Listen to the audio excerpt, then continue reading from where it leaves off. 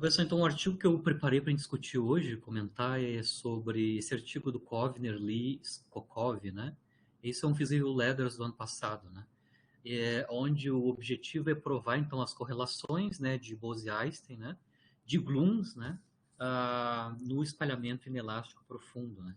Então, basicamente, eles vão analisar correlações, ou seja, vão calcular correlatores de várias ordens, né, mais altas ordens, usando um observável para testar essas correlações, que é a produção de trijatos difrativos em espalhamento inelástico profundo, né? Uma das quantidades físicas ou fenômenos físicos que eles vão analisar aqui, especificamente para a descrição desse processo, né, é o tal de o enaltecimento ou aumento, né, de Bose para os gluons no alvo, né? É um conjunto de vários gluons, eles são bósons, partículas idênticas não massivas, e eles conseguem mostrar que um sistema de bósons tem um fenômeno físico que é o chamado enaltecimento de Bose, e isso vai respingar, vai ter consequências no cálculo da seção de choque de trijatos. Então, antes de entrar no paper em si, eu só vou revisar aqui rapidamente o que ele quer dizer o que eles querem dizer com enaltecimento de Bose, né? Fazendo caso geral, depois a gente especifica para o caso deles, mas isso aqui é mecânica estatística quântica geral, né? Independente de qual sistema físico que a gente está analisando, né? Então, se a gente considerar então um estado com um número de ocupação fixos, né, com N espécies de bóson, no nosso caso são os gluons, né, com diferentes momentos, né, a gente pode então definir esse estado de N espécies de bósons, né, com diferentes momentos.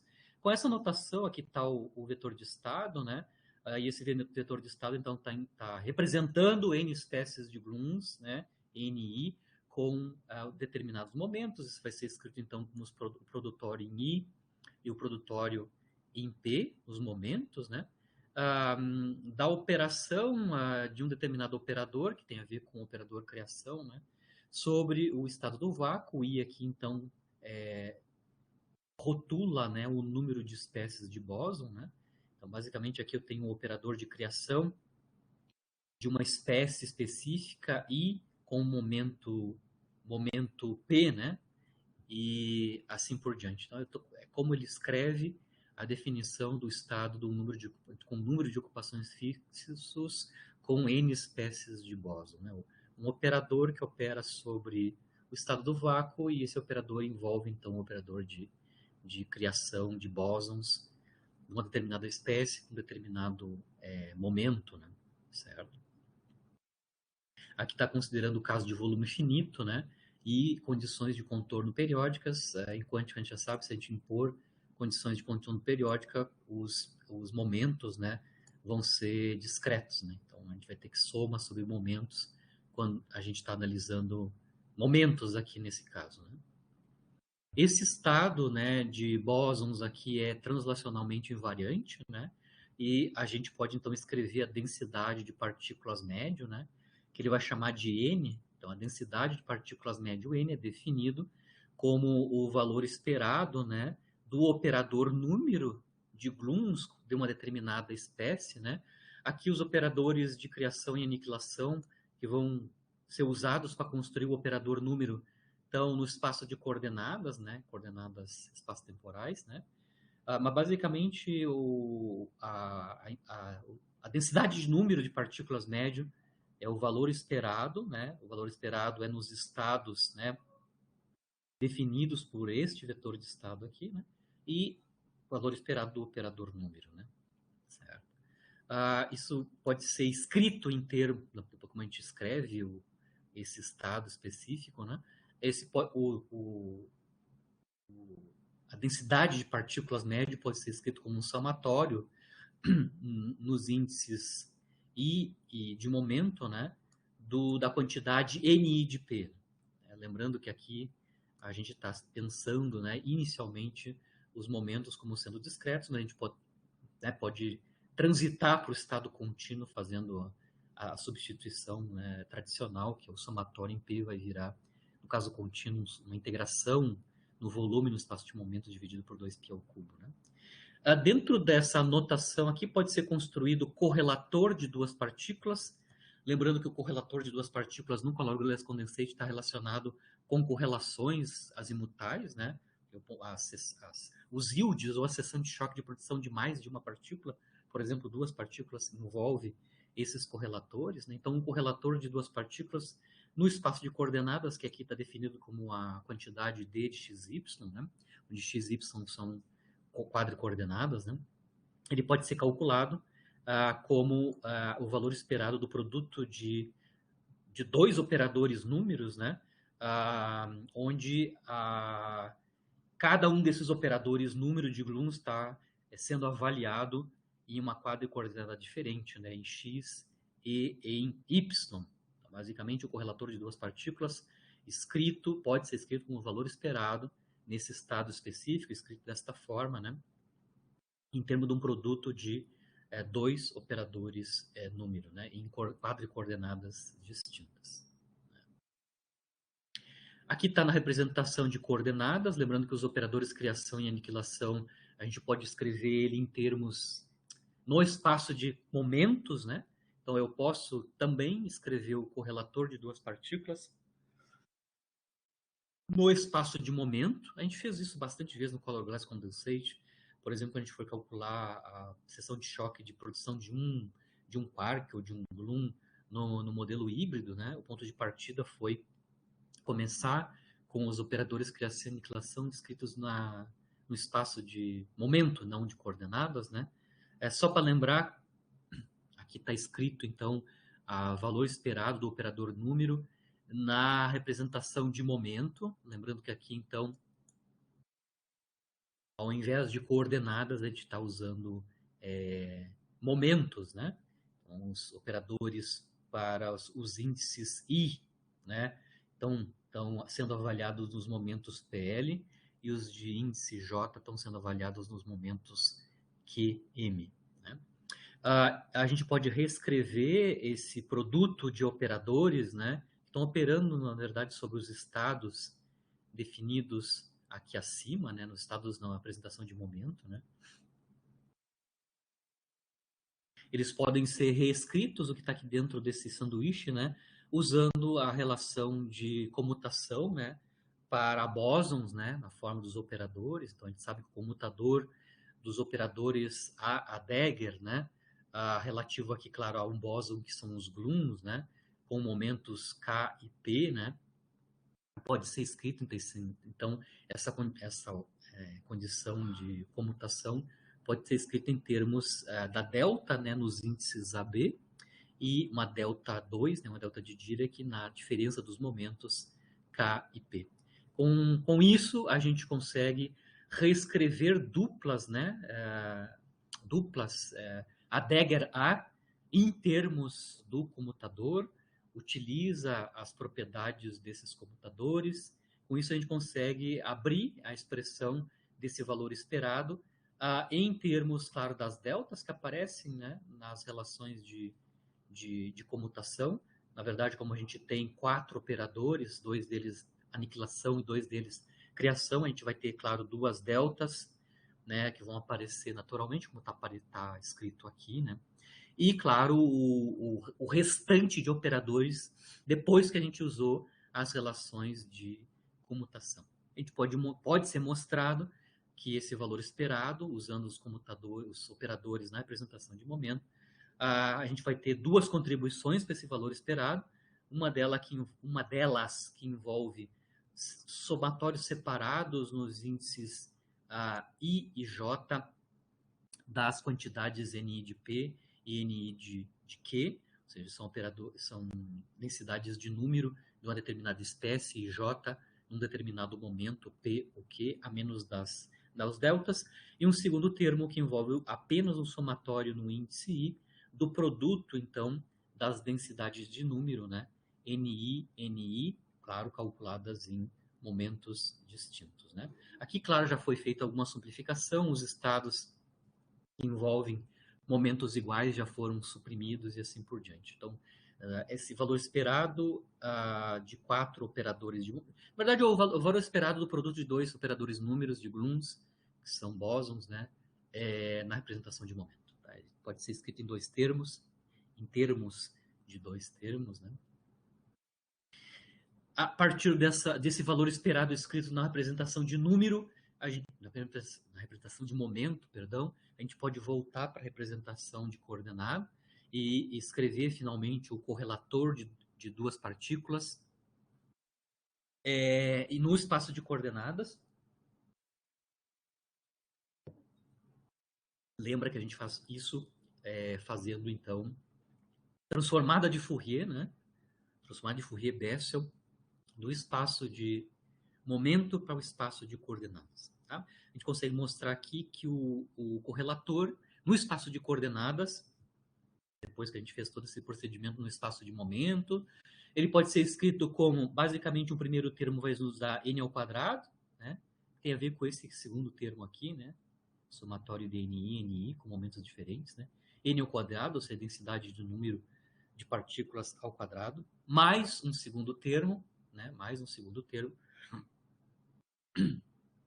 que envolve, então, somatório nas espécies I do módulo quadrado, da transformada de Fourier, né, da densidade do número em momento P para uma espécie I. E aqui eu estou fazendo a transformada de Fourier do espaço de coordenadas, perdão, espaço de momento, cujos NI estão escritos, né, para o espaço de coordenadas. Para o espaço de coordenadas. Né? Esse último termo aqui, bom, se a gente considerasse esse último termo, basicamente o correlator de 2 partículas, aqui por definição como sendo o valor esperado do produto de 2 operadores números de bósons idênticos, isso é basicamente n ao quadrado, né? Onde a gente já definiu o que é n. N é a densidade de partículas médio. Né? Aqui. Mas não é só isso, né? Não é só isso, a gente tem um termo adicional. E esse termo adicional, que então envolve o módulo quadrado da transformada de Fourier, da densidade de números em momento P de uma espécie I, é o tal de enaltecimento de Bose.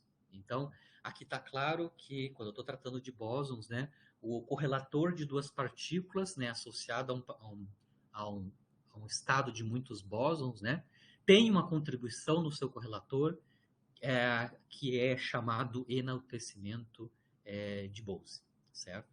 A gente pode ser mostrado que esse termo de enaltecimento de Bose, ele vai a zero, se anula, né? Para pontos muito distantes, ou seja, para quadricoordenadas x, y muito distantes, e escala, né? A escala com 1 sobre n, 1 sobre o número de partículas, né? Quando as partículas estão com coordenadas muito próximas, né? X e Y estão muito próximos. Então, a gente sabe quais são os comportamentos do enaltecimento de Bose, né, que aparece explicitamente na escrita do correlator de 2 partículas, se essas partículas são bosônicas idênticas. O enaltecimento de Bose ele é genérico, né? Ele não se restringe só aqui à questão do color glass grooms, né? É geral, independente de qual é o conjunto de bosons que a gente está analisando, pode ser fótons, né? Pode ser fótons, pode ser pions neutros, etc. Assim por diante. A gente pode aplicar para grooms, mas isso é válido para qualquer coisa, né? Para qualquer sistema de bosons, né? Pode ser mostrado que a maioria dos estados puros, né, ou matrizes densidades quânticas, né, as Rochapel, né, vão exibir então um enaltecimento de Bose com algum grau, né, certo? Explicitamente pode também ser mostrado que um tipo de estado específico, né, não exibe este comportamento, ou seja, vão ter enaltecimento de Bose nulo, né? Então pode ser mostrado que um certo conjunto de estados bosônicos não exibe comportamento com enaltecimento de Bose, que são um tipo específico de estado que são os estados coerentes clássicos, né? Então aqui eu só estou escrevendo quem são esses estados coerentes clássicos. Aqui está sendo representado pelos estados B de X, né? Ou seja, esses estados estão sendo avaliados na quadricoordenada X, né? esse estado pode ser escrito como uma operação sobre o vácuo desse operador, que envolve, então, o exponencial de a integração de volume espaço-temporal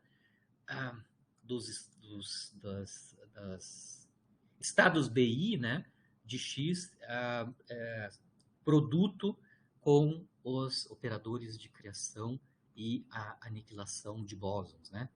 O A-chapéu e o A-Dagger-chapéu para uma espécie I. Então, pode ser mostrado que esse tipo específico de estado não tem enaltecimento de Bose, né? Se a gente usar estados coerentes, a gente pode calcular explicitamente quais são os valores esperados do operador número.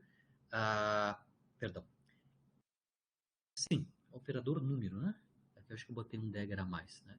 O valor esperado do operador número no caso de estados coerentes, e o valor esperado do produto de dois operadores números para estados coerentes, esses que não têm enaltecimento de Bose. Sim, esse cara aqui não tem o dagger, né? Tem um operador número de um bóson de espécie I, representado por um estado coerente em posições na quadricoordenada X. Esse valor esperado do operador número, se os estados são estados coerentes, eu estou avaliando a média, né? Essa média, né? Em estados coerentes, isso é basicamente o produto, né? Do BI com BI, e a mesma coisa para o valor esperado em estados coerentes do produto de dois operadores números, né? De espécie bósons de espécie I e espécie J. Basicamente, esses são os produtos dos BIs e BIs de X e BJs de Y, né? Isso implica que o correlator que envolve esses valores esperados, no caso o correlator de duas partículas, ele envolve essa média aqui, né? A média de dois operadores número, né? De bósons, né? Nesse caso específico dos estados coerentes, o operador número é basicamente o produto das densidades de número avaliados, né? Nas coordenadas X e Y, que é o caso particular do caso geral do correlator de duas partículas, não envolvendo o enaltecimento de Bose, né? Não envolvendo o enaltecimento de Bose.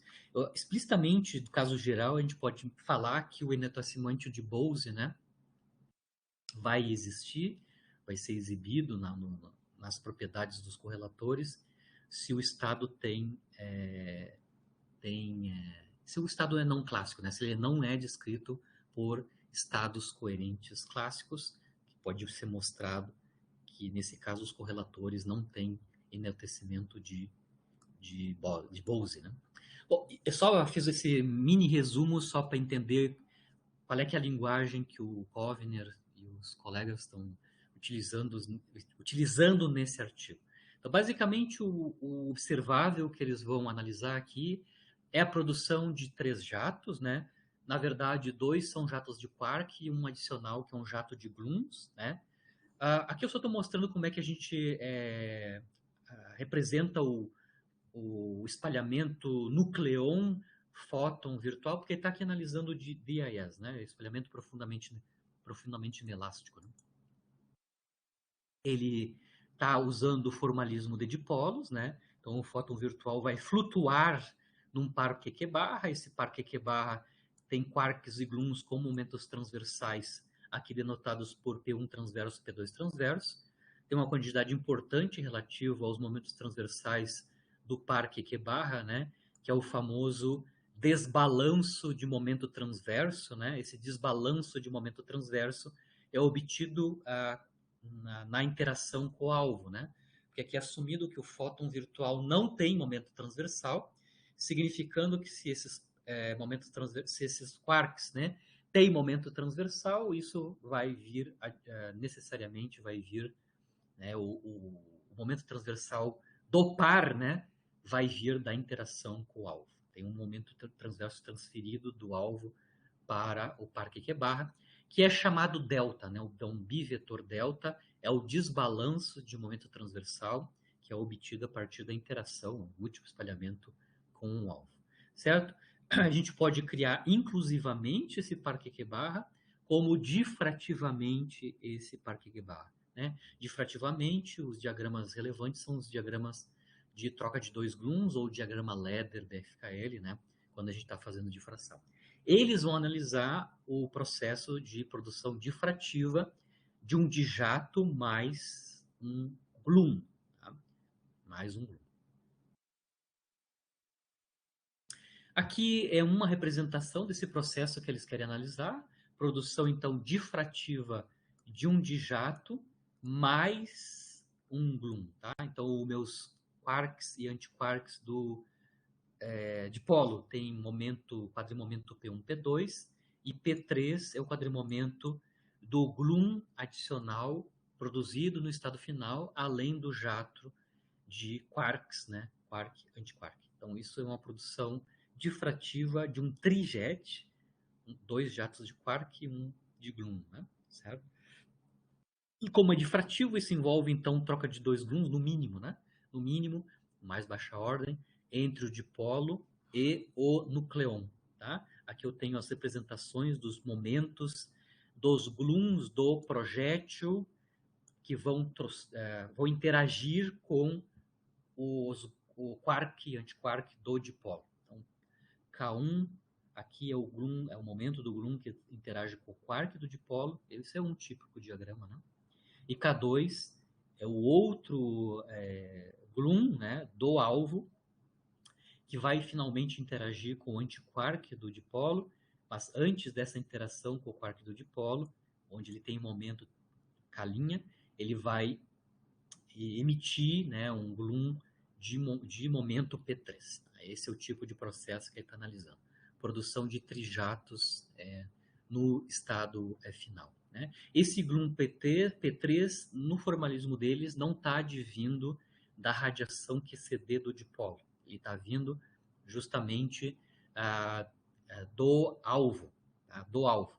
Isso é importante porque esses dois gluons, né, o K1 e o K2, que advêm do alvo, que vão então fazer interação com os quarks do dipolo, e a emissão do gluon jet, eles são originários de dentro do nucleon, e se eles estão dentro do nucleon, são estados de gluon no nucleon, no estado inicial, esses gluons, obviamente, são partículas idênticas, são bósons idênticos, né, que devem obedecer ou não o enaltecimento de Bose. Vai depender se eu descrevo eles por estados coerentes ou não. Se eles não são descritos por estados coerentes, a gente mostrou, eu vou ter um enaltecimento de Bose, por exemplo, no correlator de duas partículas produzidas no estado final. Por exemplo, produção de dois gluons no estado final.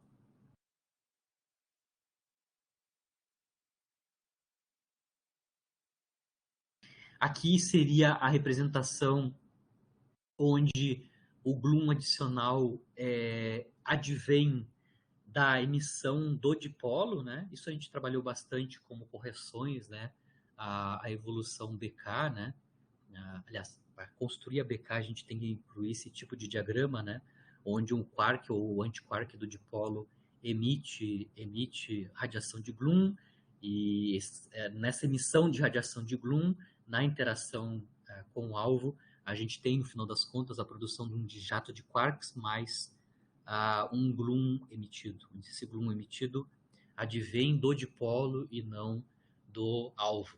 Esse gluon que é emitido como radiação QCD do dipolo, ele não obedece nenhuma restrição do fato de ele ser um conjunto de bósons idênticos dentro do alvo. Né? Não tem nada a ver com isso, certo? Claro, tem uma diferença de rapidez entre o dijato de quarks e esse gluon adicional emitido. A gente já sabe isso, que a gente está trabalhando com difração. A princípio, essas duas pictures têm que dar o mesmo resultado, né? essa picture que o Kovner utiliza, onde eu tenho dois gluons, né, ou seja, que são dois estados de gluons idênticos, estados bosônicos, né, no projétil, interagem com o dipolo, produzindo dijato mais gluon. Eles mostram que é equivalente a esse processo onde o gluon adicional vem do dipolo e não do alvo. Essa conta aqui, ou essa análise, é feita num paper do Ianco bem recentemente, acho que é 2020, 19. O Ianco, o Triantafilopoulos e outro calcularam essa mesma seção de choque de produção usando essa picture aqui, né? Analisando, então, dipolo mais gluon interagindo com o alvo, claro, gerando um trijato, né? no estado final. A princípio, tem que dar o mesmo resultado. Aqui eles vão analisar, então, a primeira picture, né? Que é essa daqui. Eu tenho gluons de momento K1, K2, que vão interagir com o alvo e também vão resultar num gluon adicional de momento P3 no estado final. Aqui eles vão calcular, então, o yield, né, de produção de três partículas. P1, P2 são os momentos transversais do quark e do antiquark. P3 é o momento transversal do gluon adicional produzido. No contexto do color glass condensate que ele está utilizando, isso basicamente é o somatório, né, sobre os índices de polarização e de cores dos quarks, do antiquark e do gluon. Então, alfa 3, alfa 2 e alfa 1 representam, então, somatórios sobre índices de spin, somatórios sobre spins, né, e cores dos quarks, dos antiquarks e dos gluons, né? Para calcular o yield de produção de três partículas no estado final, no contexto do color glass, isso envolve a média do produto de três operadores números, né? O operador número da produção de quark, o operador número da produção do antiquark e o operador número da produção de um gluon, certo? Onde aqui eu estou representando os operadores números para a produção de quark, antiquark e gluon através dos operadores de criação e aniquilação dessas partículas. Então, os operadores de criação de quark são os D-chapéus, os operadores de D-chapéus Dagger, né? Os operadores de criação de antiquarks são representados pelos operadores D-chapéu Dagger, e finalmente os operadores de criação de gluons, né, são os operadores A-chapéu Dagger. Esse produto de três operadores números, calculado a média disso no estado final, que vai ser escrito no contexto do color glass. O estado final aqui está sendo escrito como estado psi-F, né? Ele vai ser escrito em termos dos graus de liberdade do color glass condensate, mas o ponto de partida a gente mostrou como é cálculo do operador, cálculo da média, né? Cálculo da média do produto de operadores números dessas três partículas produzidas no estado final, quark e antiquark do dipolo, que formam um dijato, mais o gluon adicional no estado final. Só para lembrar, né, que os quadrimomentos, né, dos quarks e dos antiquarks são escritos em termos das suas componentes mais, que são os seus momentos longitudinais, né, e os seus momentos transversais, certo? Lembrando que aqui, nessa representação do Kovner, o quark e o antiquark estão na mesma direção de incidência do fóton virtual, da esquerda para a direita. Nesse sentido, os momentos longitudinais são grandes para essas partículas e suas energias do cône de luz, que são os P-, né, as componentes menos, tendem a zero. Né? Lembrando que elas são inversamente proporcionais. Né? P+ é inversamente proporcional a P- nas variáveis de cône de luz. E no caso dos gluons que estão vindo do nucleon, está vindo da direita para a esquerda nessa representação, né? Nesse caso, o P3, por exemplo, o gluon produzido no estado final, ele vai ter uma componente menos grande e P+ pequena, né? E um momento transversal P3 vetor, certo? O estado final, para o cálculo da média aqui, né, que vai mudar, ao final das contas, o yield, né? é escrito no contexto do Color Glass, ou seja, a receita aqui é operar a matriz S sobre o estado inicial. O estado inicial envolve o estado inicial do hadron, que é representado pelo vetor de estado N, o estado do fóton incidente, que é representado aqui pelo estado de fóton gama estrela, a matriz S, eu estou assumindo então interação iconal entre os quarks, antiquarks e os gluons. E tem uma receita adicional nesse paper que eu já vou discutir daqui a pouco, que é uma novidade que eu não tinha visto até agora, no momento, que é o operador vestimenta, tá? O operador vestimenta. Basicamente, esse operador vestimenta ele está aqui adicional para levar em consideração a radiação de estado final, né? Tanto do Gloom quanto do Parque-Kebar, mas basicamente do Gloom no estado final. Ou seja, ele ainda aqui inclui radiação soft de Glooms das partículas produzidas no estado final, que em geral não é utilizado na maior parte dos formalismos que a gente tem visto aí, né, no contexto do Color Glass. Mas essa linha aí ainda faz essa correção ainda, incluindo a radiação de estado final, na forma desse operador vestimenta. Né? Aqui como é que é modelado, né, as funções de onda hadrônica, ou seja, como é que é representado o alvo, né? No contexto do Color Glass. Lembrando que no Color Glass a gente tem duas escalas de tempo aí, né? Uma que é representada pelos quarks de valência, que dão as fontes das cargas de cor, né? E uma outra escala de tempo associada aos gluons soft, que são gerados pelas essas cargas de fonte dos quarks de valência, né? Então tem dois graus de liberdades claros, em que a gente vai escrever o estado hadrônico N, né? A gente tem os graus de liberdade de valência, que são as fontes de carga de cor, que são representadas pelos estados V de valência, e o vácuo, né, de Grunsoft, né, que são geradas pela presença dessas cargas de cor.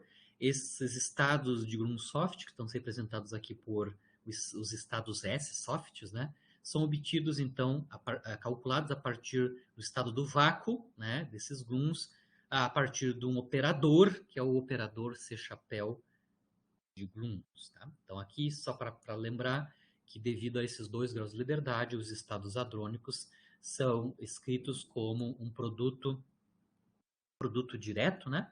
Produto direto dos estados de valência com os estados de gluons softs gerados pela presença dos quarks de valência. Aqui está a forma do operador de estado coerente, né? Ou seja, como é que a gente cria esses estados softs de gluons a partir do vácuo, né? Basicamente aqui está a escrita do operador, claro, ele envolve, obviamente, os operadores de criação e aniquilação de gluons de cor A, índice I, né? De espécie I, certo? Claro, com as regularizações e assim por diante, mas é sabido como se escreve o operador de estado coerente que vai dar origem aos estados de Grunsoft. Né? Aqui, os BIs que entram aqui na expressão do operador de estado coerente, basicamente são os campos de Grun's, Weizsäcker-Williams, né, clássicos, né, gerados pelos quarks de valência, que são as fontes de carga de cor. Então, os Bizinhos que estão aqui, no nosso contexto das disciplinas anteriores, são os AMIs, né? São os campos de Weizsäcker-Williams de Grun's clássicos, né? Que são obtidos como solução da equação de Young-Mills clássica com fontes que são dadas pelos quarks de valência, nos hadrons, né? Ou nos núcleos. Aqui está só como a gente escreve o estado de fóton, né? O estado de fóton é escrito em termos do estado de mais baixa ordem de Fock, né? O estado de mais baixa ordem de Fock hadrônico é o estado de quark-antiquark, e o peso, né? A função peso desse estado quark-antiquark, esse estado de Fock de mais baixa ordem, é a função de onda do fóton, né? Que a gente conhece bem lá na quantização de Conde de luz. Né? Aqui a matriz S de interação, aqui a gente está pensando que a interação é tipo iconal. Obviamente,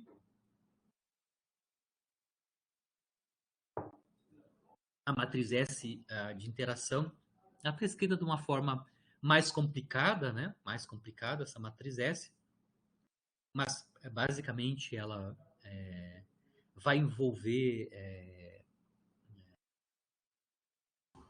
as múltiplas. A matriz S vai, no final das contas, nos dar as fases, né? Que esses gluons, né? Ou esse par Keqeba vai adquirir com a múltipla interação com o alvo, certo? Eu estou só aqui mostrando qual é que é a expressão da matriz S, ah, que basicamente é a interação do dipolo com o hadron, né? No caso aqui do dipolo é um pouco mais complicado, né? Porque a gente tem as múltiplas interações, tanto do quark quanto do antiquark com o alvo. Obviamente eu vou ter uma fase adquirida por cada uma dessas partículas, né? Na múltipla interação com o alvo. Mas a princípio é sabida no contexto do color glass, usando essa questão das fases adquiridas, né? De como é que é a matriz S, né? Para esse tipo de interação. Então, quando a gente atua a matriz S sobre os estados iniciais, basicamente a gente vai ter o estado final, a menos essa correção do operador de vestimenta, né? Aqui está só o detalhe de quem são as quantidades que estão entrando aqui na escrita da matriz S, né? S-Matrix, né? Uma delas, claro, são os campos de gluons no hadron, né? Que pode ser separado nos seus modos, né? Longitudinais, grandes e pequenos, e o operador densidade de, de corrente de gluons, né? O JG de X, né? Que envolve os operadores de criação e aniquilação de gluons com uma determinada cor, né? Tem a receita de bolo de como construir a matriz S em termos dos campos de gluons, né? E a densidade de corrente dos gluons, né? E a novidade é aquela operador de dressing, como eu falei, né? É o último ingrediente. Basicamente, ela então vai dar correções de estado final, certo? Porque a matriz S só, que a gente está acostumado a usar, né? Ela vai então propagar o projétil, né? Através do alvo e não vai incluir então a evolução dos partons, né? Depois que eles tenham deixado a região de interação. Então, nesse sentido, aquela correção do operador de Dressing é para incluir, então, toda a radiação de Bloom-Soft depois da interação, né, depois da interação do dipolo com o alvo. Né, porque isso, a interação do dipolo com o alvo é apenas dado pela matriz S. Aqui por que é um operador de vestimenta, né? Porque essa evolução, né, vai vestir, por exemplo, esse Gloom pair que é produzido na interação. Na interação, apenas na interação do dipolo com o alvo, a gente tem a produção desse Gloom adicional, esse jato de Gloom adicional.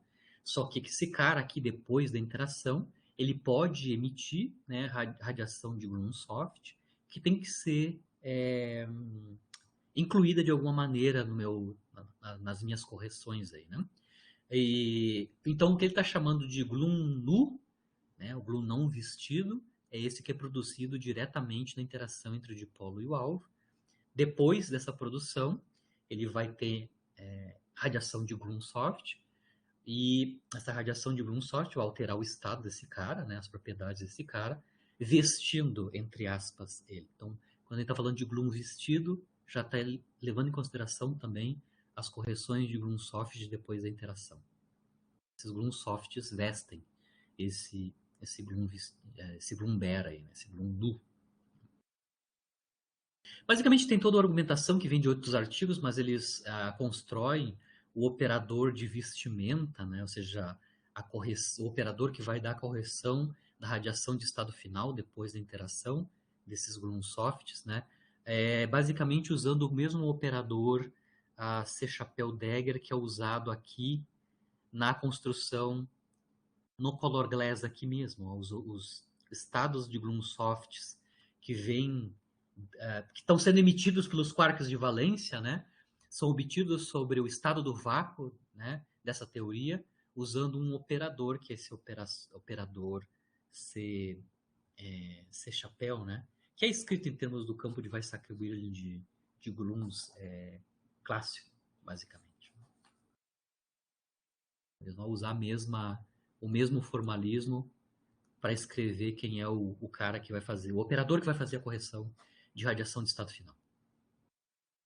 Bom, levando em conta todos esses ingredientes, né, 3 passos basicamente, né, o yield de produção de 3 partículas dos 3 jatos é obtido, a menos do somatório sobre cores e spins, do valor esperado do produto de 3 operadores números, onde, né, esses caras, esses estados para fazer a média, dependem então dos estados de valência, cargas de cor, dos hadrons, pode ser prótons ou núcleos, a radiação QCD advinda dessas cargas de valência, que são os estados S, e ainda uma correção adicional, que é a produção de gluonsofts depois da interação, levada em consideração para o tal do o operador de vestimenta. Né? Certo? Colocando e calculando, está feito no artigo, né? Calculando o valor esperado do produto desses 3 operadores números, né? Nessa anotação do Color Glass Condensate, né? A gente pode escrever, então, o yield da produção dessas 3 partículas, desses 3 jatos, 2 de quarks e 1 de gluons, como somatório, né? Integrações, né? Integrações em variáveis mudas, que são momentos transversais, que aqui são representados por momentos transversais K e L, de 2 quantidades que são fatorizadas. Uma primeira quantidade que tem a ver só com os graus de liberdade do dipolo, e uma que tem a ver com os graus de liberdade do hadrônica, né, do hadron, as propriedades do hadron. Né? No caso dessa quantidade que depende das propriedades do hadron, né, eles escrevem basicamente essa quantidade que depende das graus de liberdade do hadron em termos dos vértices de Lipatov, que até a gente discutiu na aula passada um pouco isso, né, que são já conhecidos, né, vértices, produtos de vértices de Lipatov, e os momentos transversais das partículas produzidas no estado final. Tanto o quark e o antiquark, momentos transversais P1, P2, e, eventualmente, o momento transversal do gluon produzido no estado final. Lembrando que ele está relacionado com os momentos dos quarks e antiquarks por conservação de momento transversal, né? Porque se assume que não há nenhum momento transversal inicial. Lembrando que a soma dos momentos transversais do quark, antiquark e do gluon emitido no estado final, ou seja, a soma dos momentos transversais do trijato tem que ser 0. Eles estão relacionados, eles não são independentes, esses 3 trimomentos que entram aqui, esses 3 momentos transversais, pelo menos, que entram aqui no yield. Bom, além dos vértices de Lipatov, a gente tem ainda média sobre os estados fontes, que são os quarks de valência, né, do produto de 4 densidades de carga de cor dessas fontes de carga de cor. Então, aqui você consegue ver, eu estou obtendo a média sobre esses estados de fontes, os estados de valência, de U3. Né? Tem uma espécie de um correlator, né, um correlator associado às densidades de carga. Tem 4 densidades de carga, a gente consegue ver que cada uma dessas densidades de carga estão sendo avaliadas em uma cor diferente, que aqui é C, E, A e H. Né? Lembrando que, como eu comentei na aula passada, né, a gente tem 8 cargas de cor, né? 8 cargas de cor para os quarks, né, de valência dentro do alvo, e essas densidades de carga de cor estão, claro, avaliadas em momentos transversais distintos. Resumindo, a quantidade que está associada com os graus de liberdade hadrônico envolvem produtos, então, dos vértices de Lipatov e a média sobre os estados de valência do produto de 4 densidades de carga de cor. Lembrando que em mais baixa ordem, no regime de luto, né, a gente tem uma relação direta, linear, entre o campo de Weizsäcker-Williams de gluons, que aqui está sendo representado pelos campos BAI de K, né, com as densidades de carga. Então, no limite de densidade baixa, a gente consegue relacionar diretamente o campo de Weizsäcker-Williams de Bloom com a densidade de carga que gera eles, né, no regime linear, né, baixas densidades de luto, a menos de momentos transversais do cara, né, certo? Essa função de correlação de 4 densidades está representando aqui, então, a distribuição de momento transversal de 2 partículas para os Blooms, né, em pequeno x, onde as correlações de Bose e Einstein vão residir, né? Então, toda vez que a gente está calculando, como eu mostrei agora no início da aula, né? Por exemplo, se eu for calcular o correlator de 2 partículas, onde essas 2 partículas são 2 Blooms, no caso, como eles são bósons, a gente vai ter uma contribuição para esse correlator de 2 partículas, só voltando aqui. No correlator de 2 partículas bosônicas, a primeira contribuição é basicamente a densidade de número dessas partículas ao quadrado, mas a gente tem a correção do chamado enaltecimento de Bose, né? Enaltecimento de Bose se eles são partículas bosônicas. Então, no final das contas, a gente pode reescrever esse correlator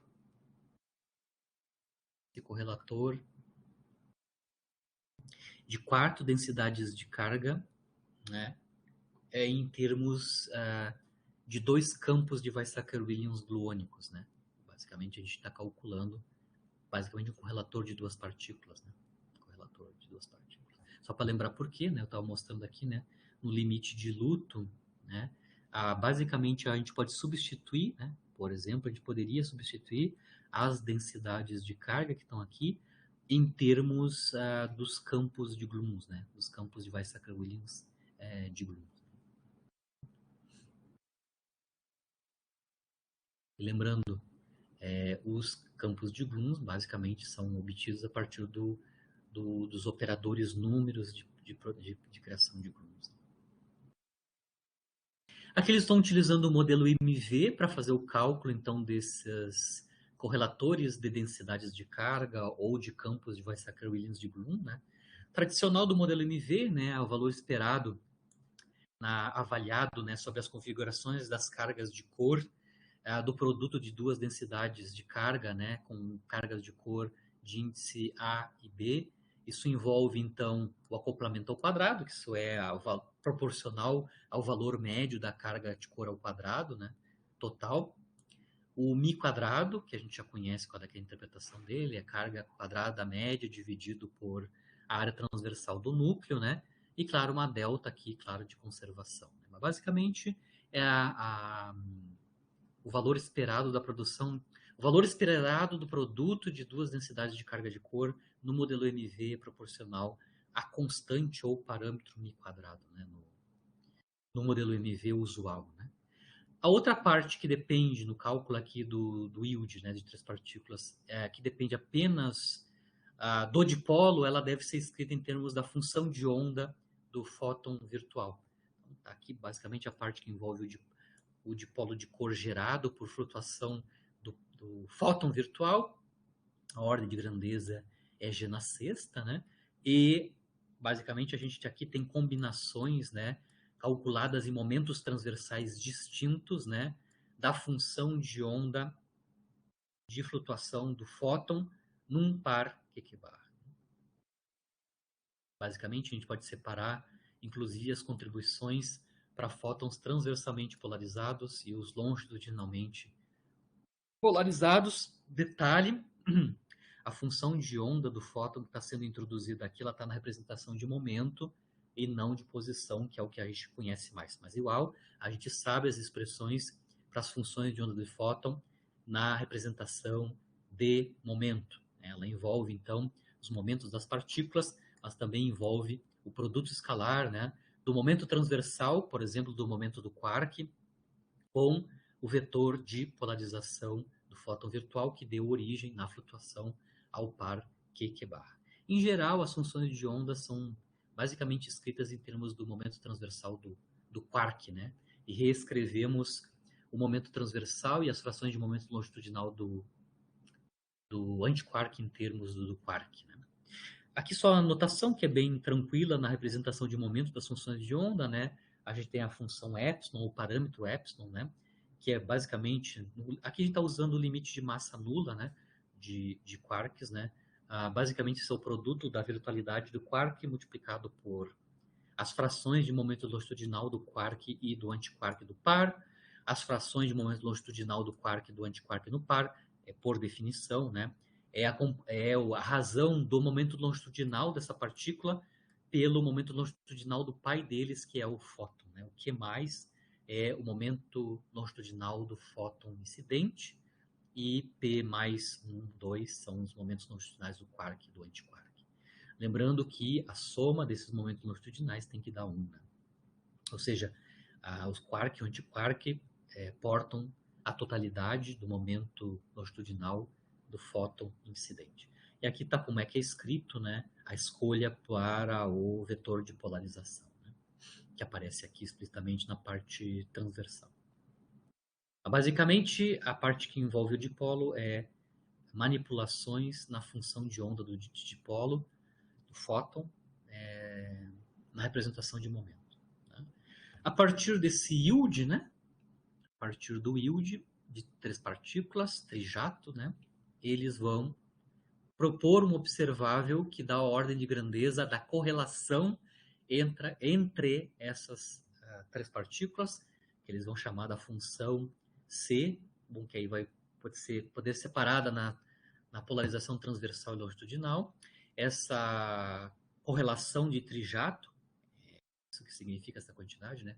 Correlação de trijato, ela vai depender então do momento do Bloom produzido no estado final, aquela variável que é o desbalanço de momento transversal do par Q-barra, o ângulo θ, que é basicamente o ângulo entre o P3 e o desbalanço de momento longitudinal do par Q-barra, e, eventualmente, por conservação de momento, os momentos individuais, né, do quark, do antiquark, do dipolo.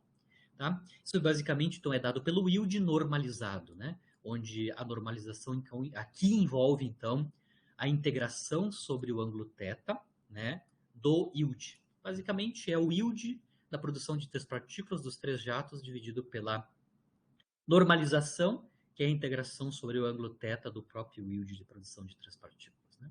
Só para entender o que é o θ, é o ângulo azimutal, né? Cosseno de θ é proporcional, então, ao produto escalar do momento transversal do Bloom produzido no estado final e o bivetor desbalanço de momento transversal final. Lembrando que esse delta é a soma dos momentos transversais, né, dos quark e do antiquark do dipolo. Claro, dividido pelo módulo desses dois caras, a gente consegue definir θ a partir dos momentos transversais, desses dois momentos transversais. Né?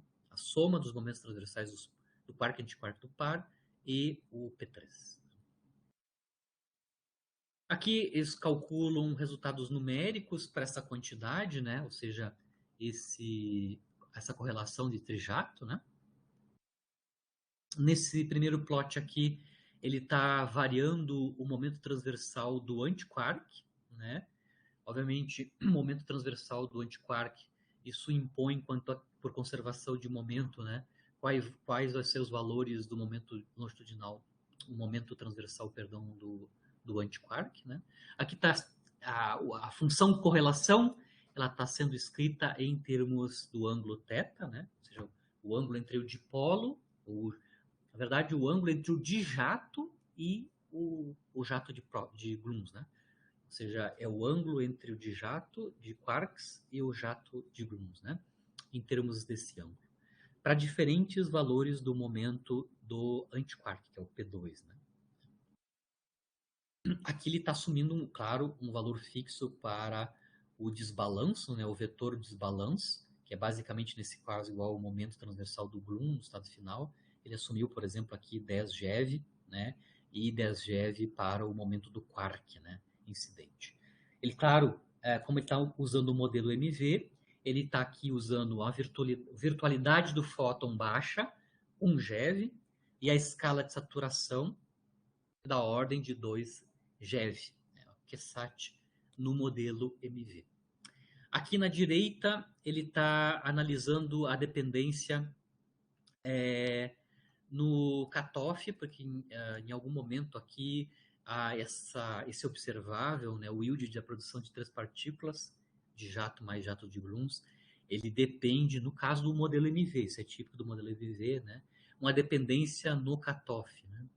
Aqui, se eu consigo mostrar de onde é que tá. Aqui, ó. Quando a gente vai construir o operador de estado coerente, né? Que vai ser utilizado então para calcular os estados de Grunsoft, né? No modelo MV, né?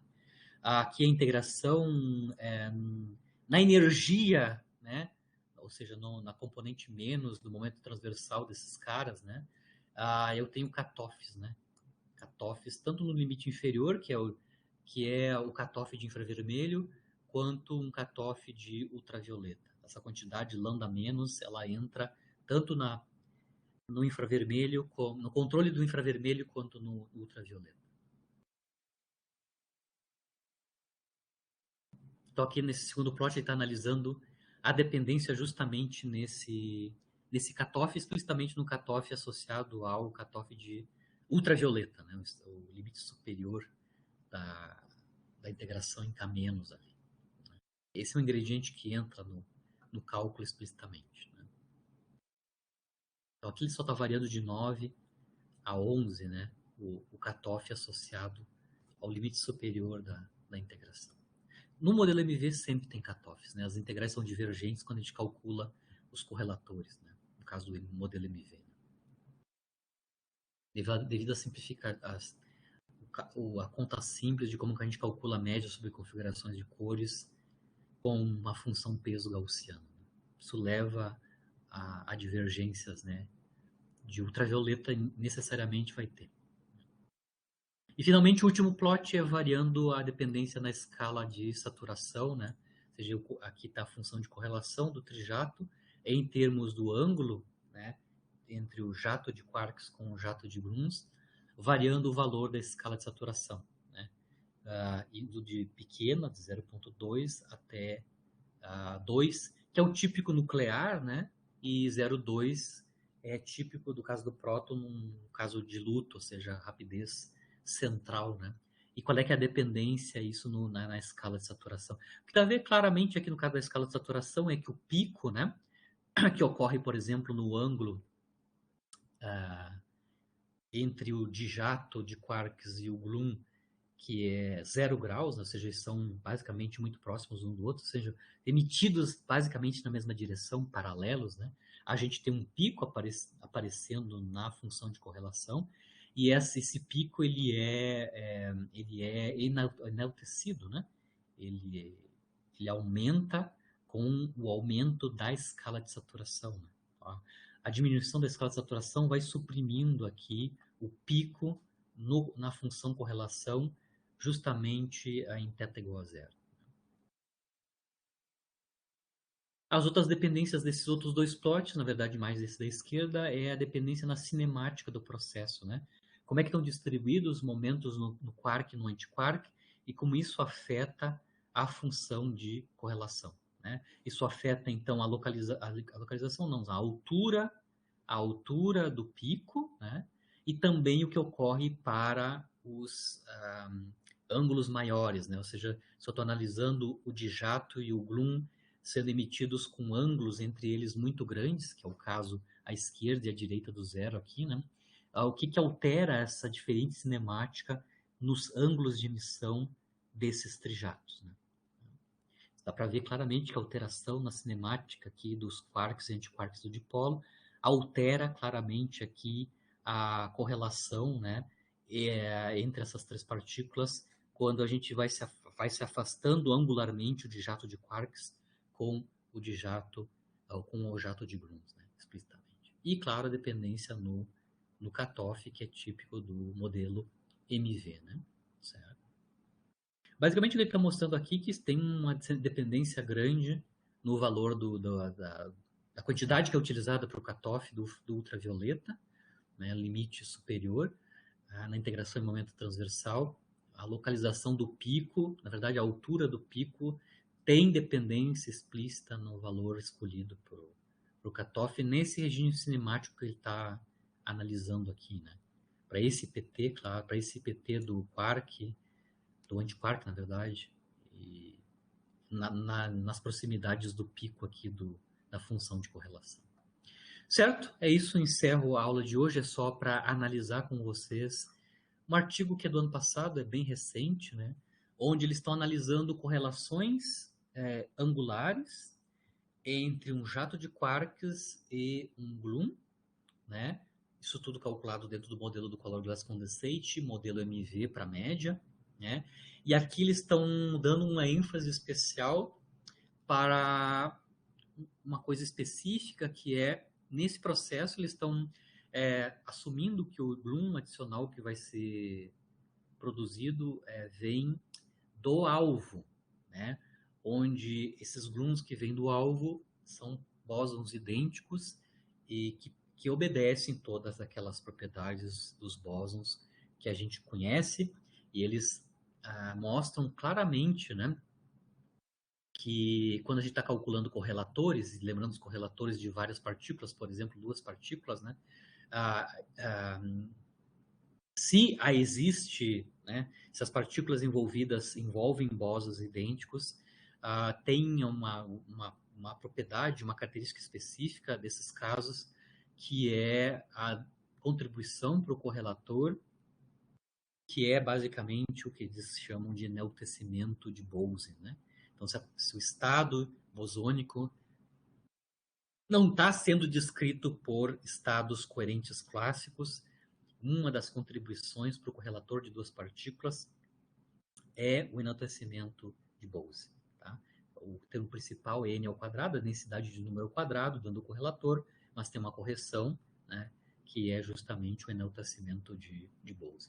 Necessariamente o yield que foi calculado, né, como tem os gluons que geram tanto a interação com o dipolo quanto o terceiro gluon que é emitido no estado final, são do mesmo hadron, naturalmente vai ter enaltecimento de Bose quando a gente calcula correlatores. Os correlatores de partículas, de duas partículas, estão embutidos dentro da expressão do yield, né? Dentro da expressão do yield de jato mais jato de gluons. Esse cara aqui envolve correlatores, né? Esse cara aqui. Certo, pessoal? Fico à disposição de vocês se você tem uma pergunta, dúvida, etc. Algum comentário? Só queria comentar sobre o final agora, né? Eu acho que sexta-feira que vem é feriado de Páscoa. E depois a gente teria a nossa última aula. Uhum. E eu ainda não fiz nenhum dos hands-on, vou começar agora na reta final. Eu queria ver se vão ter mais, para poder me planejar, se vão ser aqueles três, como é que vai ser. Não, eu não vou fazer mais extensão porque não tem mais tempo, né? Vocês não vão ter mais tempo para fazer isso, né? Aqui. E no mais, agora eu vou dar uma revisada. Mas isso é só para ti e o Erison que estão fazendo a disciplina, né? Sim. Especificamente. É o que a gente já tinha combinado lá na matrícula, né? Então, isso. Tudo certo. Mais alguma dúvida, questão, pessoal? Não precisa ser desse artigo necessariamente. Eu só estou mostrando artigos, tá? Estou mostrando artigos recentes, claro, ainda no tema de correlações angulares, né? No caso aqui, correlação angular entre o de jato de quarks e um gluon, né? Dentro do contexto do color glass, aplicando uma propriedade específica, nesse caso onde o processo está sendo descrito, onde a troca de dois gluons, os dois gluons vêm ou seja, o gluon emitido no estado final vem de um gluon do alvo, né? Do alvo. Ou seja, os dois caras que participam na troca de polos são do mesmo alvo, né? São do alvo. Partículas idênticas que estão saindo do alvo.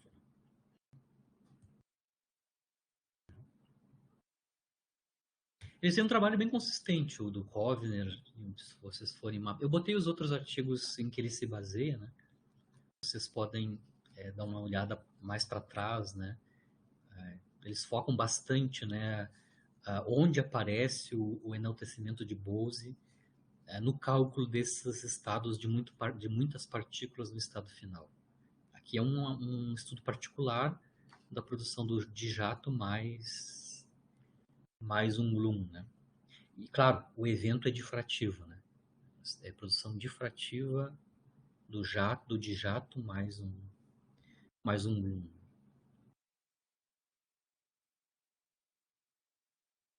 Eu tenho mais alguns comentários, mas eu não espero terminar a gravação, porque não tem relação com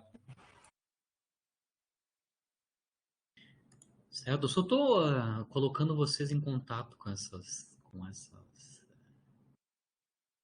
esses estudos que estão sendo feitos, né, ultimamente. Esse é do ano passado, esse é uma Fizz Review Letters do final do ano passado. É muito, muito, muito recente.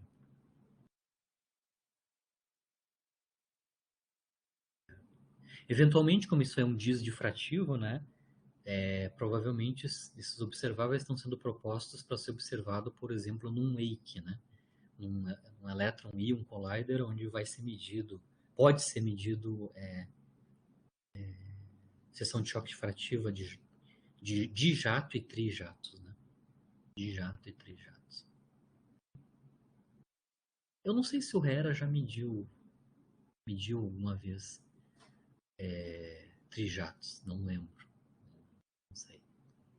Mas a princípio está aberto esse observável para ser mensurado lá, né? E esse observável ele mede correlação, né, entre sigum emitido e o jato e o dijeto, né? Dijeto de quarks, né? Jato de quarks.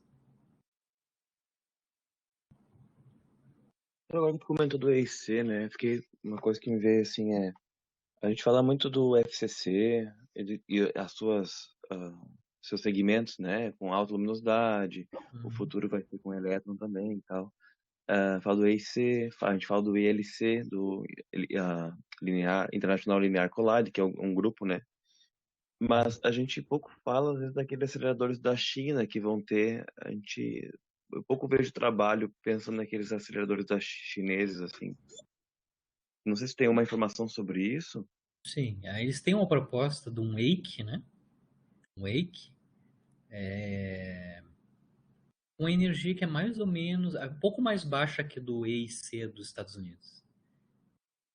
Existe já uma proposta chinesa de um electron-ion collider na China. Eu tenho Isso é um comprovado a linear, energia mais é um baixa, circular, se eu não me a engano. energia mais baixa que o caso do EIC, né? Parece que o foco nesse EIC lá da China é tentar medir mais propriedades de produção de partículas no threshold, né? Baixa energia. Não está focado em altas energias, em pequeno x, né? Tá mais focado em grande x, produção no threshold, essas coisas assim. Por isso que a gente não ouve tanto falar, então. Que não chega a ser tanto na nossa área, nosso campo, assim, de... Não, se tu tá acompanhando quem está fazendo predições para EICs, né? O pessoal cita, eu mesmo cito, né? Calculo para esses aceleradores, né? São aceleradores futuros, né? Assim, a questão, como é que eu vou te dizer? Comparando o Ocidente com o caso chinês, né? O Ocidente tem sérias dúvidas que apenas os chineses, só eles, né, consigam levar a cabo esses aceleradores de grande escala. Por um simples fato da mão de obra, né? A mão de obra. Se a mão de obra europeia e dos Estados Unidos, que é o grosso, né, está focada nos aceleradores que vão continuar sendo analisados na Europa, extensão do LHC e, claro, os novos que vão ser construídos nos Estados Unidos, por exemplo, o Wake, né?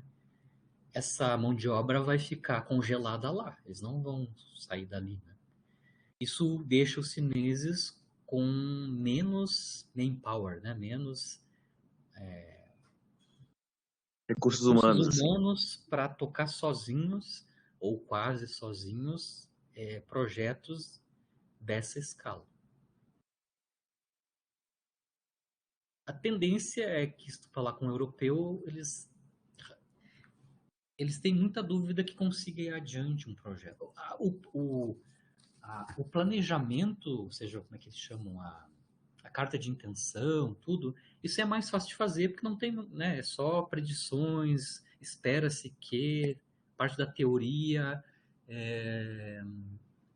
proposta de de como é que vai funcionar, qual é que é o melhor design, mas isso pode ser apenas simulado, né? Sem botar a mão na massa do negócio, né? Depois que definiu qual tipo de... Esse do chinês tinha 3 estágios, né? Ia chegar até um lá com em torno de 100 quilômetros de circunferência. Sim, mas aí para E eles conseguirem isso, eles têm que ter a mesma estrutura que existe no LHC. essas colaborações internacionais, né, que a gente vê, por exemplo.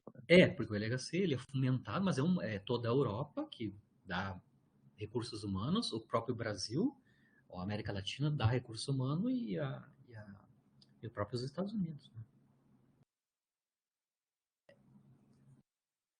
Não é crível que num espaço de 10 anos eles consigam criar essa mão de obra. Pode ser que criem, mas é meio improvável. Né? A questão do dinheiro para construir não é o problema. Acho que isso aí eles conseguem. Né? Vocês têm relação, eles investem muito dinheiro. O problema também é tu atrair pessoas que têm a capacidade que querem lá, um país muito diferente, muita... Por exemplo, se tivesse a capacidade de mudar tua vida inteira para ir na China, sozinho lá. Tipo, acho que é mais isso. Né? E a questão é uma competição da mão de obra com os aceleradores nos Estados Unidos e na Europa junto com o deles. Esse que é o problema. Se tivesse um vácuo, né, foram encerrados os grandes aceleradores europeus e americanos, né? Tudo bem, toda essa mão de obra tem que ir para algum lugar, tá? Provavelmente poderia ir para lá. Mas os chineses querem construir ao mesmo tempo em que está acontecendo essas outras, né? Essas outras propostas na Europa e nos Estados Unidos. Né? Então é um problema de recursos humanos, né? Não sei se eles conseguem. Eles Porque conseguem. eu vejo assim nos artigos mesmo uma citação, mas eu não vejo tanto foco, né? Em regiões cinemáticas, esse tipo de coisa eu não tô vendo tanto, assim. É por isso que quando tu comentou que isso de repente pode ser isso que a gente está estudando agora na aula, né? Tu mostrou produção de 3 jatos, processo difrativo. Normalmente a gente tem esses trabalhos que tu tem trazido, a gente tem falado do EIC, de repente do FCC, Mas como eu com também alta comentei, para luminosidade, nós, na nossa área, né? não é relevante esse EIC Por isso deles. Né? não. Como está focado Aham. em baixa energia, menor que o EIC, toda essa física de small x é um édido, é um cantinho do plot cinemático, da região cinemática que eles vão cobrir. Então, Ah, compreendi. entendi. Tu pode até fazer a predição, mas, por exemplo, para te usar essas correlações de muitas partículas, está assumindo que é small x. Para te usar o formalismo de dipolos, né, tu tem que a tua máquina tem que dar uma região cinemática de Q2 intermediário e pequeno x. Pequeno Q2, Q2 intermediário no máximo e small x. É só nesse regime cinemático que é justificável o formalismo de dipolos, por exemplo. Tem que ter um x pelo menos 10 a menos 2 para um Q2 Isso. Uhum. baixo, né? Olha, isso aí já é o limite quase do Wake. O Wake não é a energia dele, ele é menos que o Hera. A energia de antimassa fóton-próton, parece, no Wake, é 40 GeV. Lembra que o Hera, que tem física de small x grande, é 200, 300 GeV, a energia de antimassa γp. No Wake é 40. 40, 50 GeV. A região cinemática de small x é mais reduzida comparado com o Hera. A vantagem é que vai ter núcleos que o Hera não tem. Né? Tem a parte nuclear que não tem no Hera. Né? Não tinha no Hera. Ou seja, small x É do que o jeito que... EIC ele consegue uma região de mais virtualidade, né? Que pelo que eu lembro, assim, mais ou menos. E eu tentando me recordar aqui, né? Agora não tenho isso de cabeça direitinho, mas eu lembro que era ali em torno de 10 a menos 4, 10 a menos 3. Não lembro de ser uma coisa de 10 a menos 6. Eu acho que eu não vi isso de 10 a No menos 6, Wake? por exemplo. No Wake? Acho que Não, não não vai chegava a conseguir 10 a chegar. menos Esse 6. tipo de X não É, chega. Porque a energia de antimassa então já é mais baixa que o Hera, né? O uhum. Hera Então chega é no isso mesmo, máximo, né? olhando muito baixo Q2, chega em 10 a menos 5. muito, muito baixo que Q2. Um buraquinho lá, num cantinho da região cinemática, Coisa assintótica quase. Assim. lá uma pequena região tem X muito, muito pequeno. O grosso é do era média 10 a menos 3, 10 a menos 2.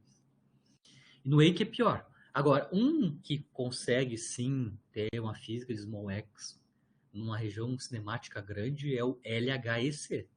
O LHEC, na versão elétron-próton, é 1.5 TeV, 1.2 TeV, a energia de centimassa. Né? EP.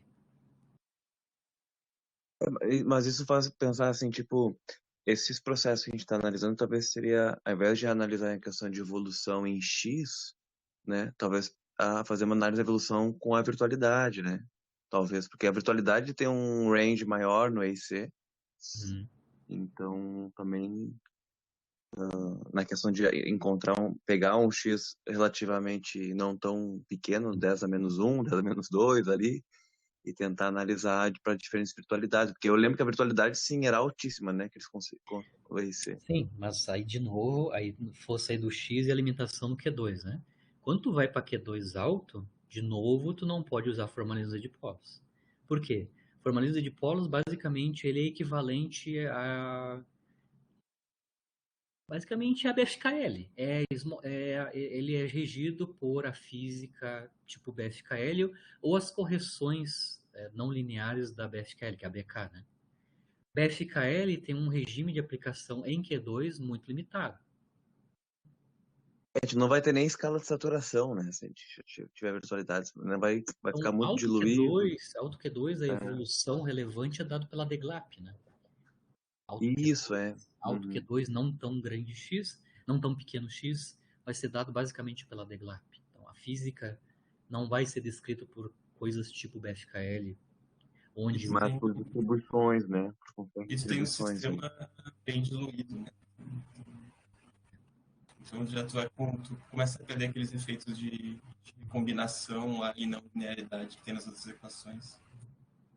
Então, no Alto Q2 também não adianta nada muito na nossa área, porque foge um pouco do uso do dipolo. Né?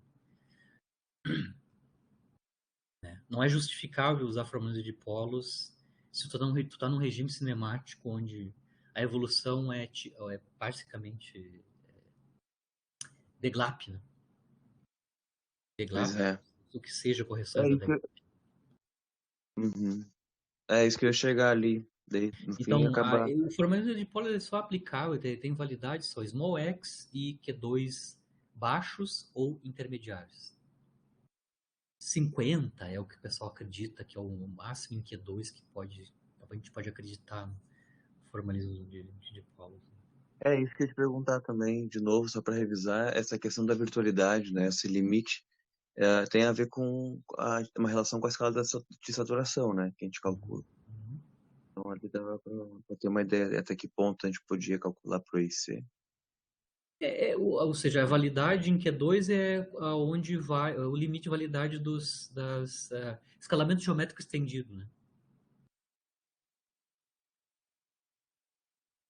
Em Q2.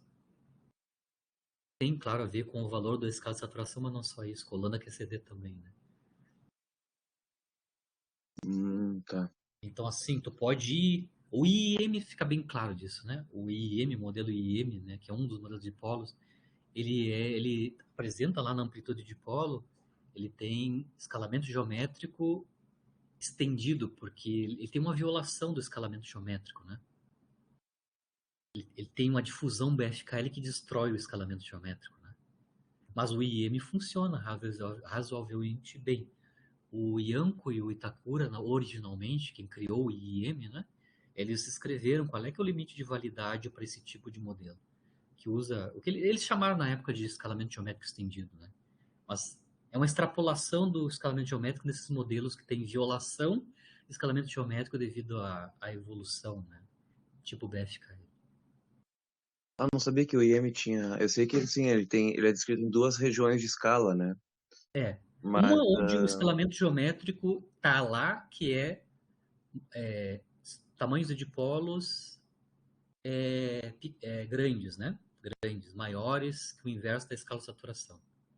Se olhar lá a expressão para grandes dipolo, tem escalamento geométrico explícito. Lá a expressão da amplitude ela é escrita como uma função de R vezes QS. R vezes QS é o escalamento geométrico em R, né? Em R. Tá, Se entendi. tu olhar a parte que é de pequenos dipolos, tudo bem, lá tem ainda o produto RQS, que é escalamento, só que tu tem uma dependência adicional na rapidez que não está embutida na escala de saturação, que é no termo de difusão. No termo de difusão, tu tem a dependência na rapidez independente do produto RQS. Isso que eles chamam de escalamento Que geométrico legal, que eu distribuído ou eu violação. nunca tinha. Ele é violado, o Hum, escalamento. A parte de pequeno dipolo não tem escalamento geométrico, ele não obedece, porque tem Ele uma começa a dependência em depender Y. separadamente dessas É, grandezas cinemáticas, né? e a quebra é dado pela difusão da BFKL em momento transversal ou em R, né? Puxa, eu nunca Porque como é tinha que é visto isso construído dessa o IM? maneira. O IM eles pegam a solução quase analítica da BFKL e calculam qual é que é a solução nas proximidades da escala de saturação, né? Quando eles fazem isso, naturalmente eles importam as propriedades da BFKL. Uma delas é a difusão em R ou K. Essa difusão, aquela exponencial, gaussiana, não sei do que lá, ela destrói o escalamento geométrico. Eu nunca tinha ouvido falar desse termo violação de escalamento geométrico e eu nunca tinha visto isso, essa segunda parte da equação IMS dessa maneira. É, Bem interessante. Sim, porque, claro, não vai mais depender de RQS, né? só do Dessa RQS, união. né? Vai depender mais da Da rapidez junção também. dos dois. A rapidez também. Uhum. Né? Então, mas mesmo no IEM, eles até escrevem mais ou menos qual é que seria o regime de validade desse modelo deles, onde já tem uma física da BFKL já embutida, né? Não a completa, mas embutida, né? É a BFKL nas proximidades da escala de saturação. Eles dão uma maneira de calcular qual é que é o limite superior em Q2 que tu acredita que, por exemplo, o IEM seja válido, né? Não depende só da escala de saturação, mas também depende do lambda QCD. Depende dessas duas coisas. Né?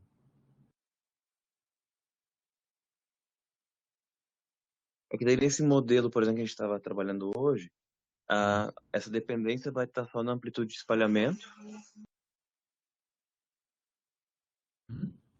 mas a gente também vai ter essas dependências dos cortes cinemáticos em K, né? Na questão Isso. das divergências, para ter a região cinemática dentro do EIC. Sim. Mas isso que eu estava te falando da limitação em Q2, né? Mesmo o IEM, que estende um pouco o escalamento geométrico um pouco mais adiante, ele tem uma limitação aí, que não vai para grandes Q2. Grandes Q2 é a DEGLAP.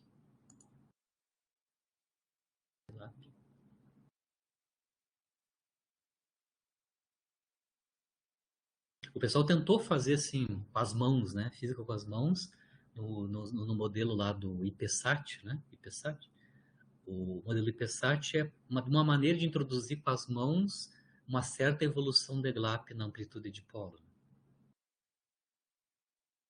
Que não está presente, por exemplo, nos modelos que são baseados na BFKL.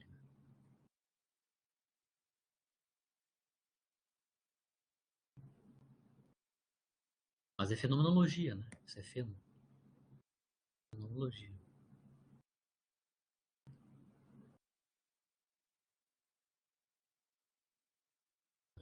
Sim, eu comento isso porque também eu conversei com o Otávio, né, essa semana. Estava conversando um pouco sobre o trabalho dele.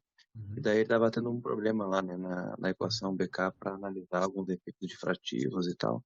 E daí a gente estava discutindo sobre essa questão, né, da região cinemática para pequena virtualidade e tudo. Não, pequena Né, virtualidade, tudo bem. Esse modelo de polos é válido, pequeno x, 10 menos 2 em diante para baixo. Um Q2 até 50 é crível. Se tu não bota evolução de GLAP, 50 é o máximo que tu vai conseguir, eu acho. É dentro dessa janela, né? Os próprios parâmetros, né, já estão restritos a essas É. regiões de virtualidade também. Uhum.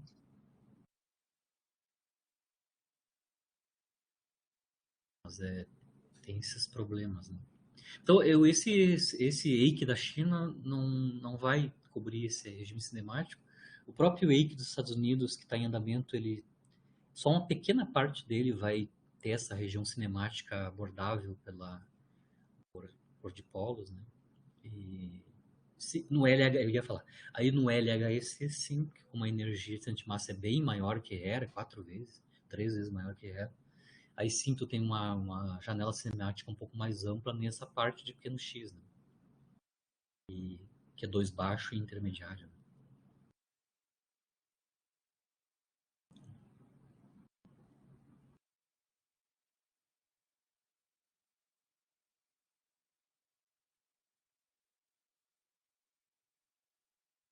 Certo, pessoal? Certinho. Uhum. Então tá, pessoal. Bom fim de bom descanso. Qualquer coisa me manda e-mail aí. Certo? Feito, pessoal. Abraço. Obrigado, professor.